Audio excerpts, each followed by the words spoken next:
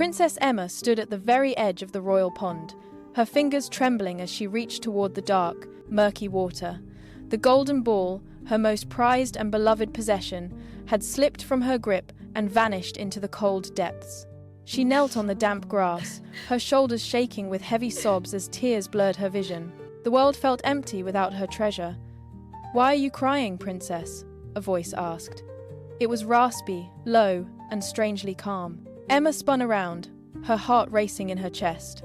Perched on a jagged, mossy stone sat a small, emerald-skinned frog. His golden eyes locked onto hers with an intelligence that seemed almost human. She could hardly breathe. "Did you just speak?" Emma gasped, wiping her eyes in disbelief. The frog nodded slowly, his throat pulsing. "I can retrieve your ball from the thick silt," he said, "but you must grant me a request in return. You must be my true friend. You must share your meals, your home, and never leave me behind." Desperate to have her toy back, Emma promised, then the frog splashed. Seconds later, he surfaced, the golden ball held firmly in his mouth. Emma snatched the toy, turned, and bolted toward the castle gates, leaving the frog calling out in the distance. That evening, the grand hall echoed with a rhythmic, wet tapping sound. The heavy doors swung open, and the frog hopped across the polished marble, stopping directly at Emma's feet. "You promised," he croaked. The king, seated at the head of the table, slammed his silver goblet down with a thunderous ring. "Did you give your word, Emma?" She hung her head, her face burning with shame, and whispered, "Yes, father." "Then you shall keep it," the king commanded. Emma pushed her silver plate toward the frog. Days turned into weeks.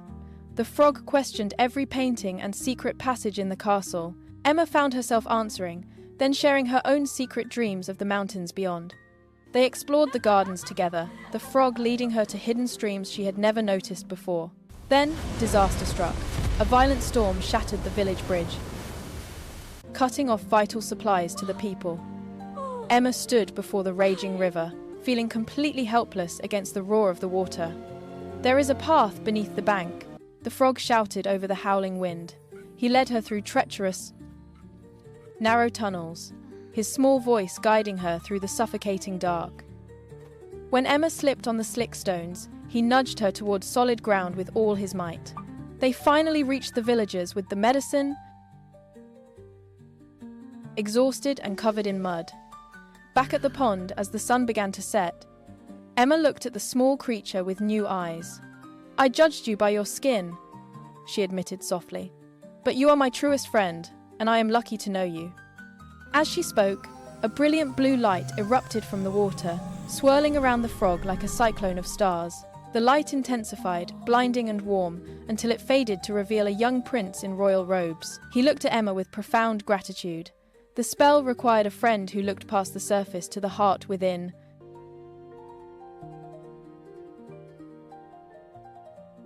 But at the person standing beside her, they walked back toward the castle, the promise kept, and a new life beginning together.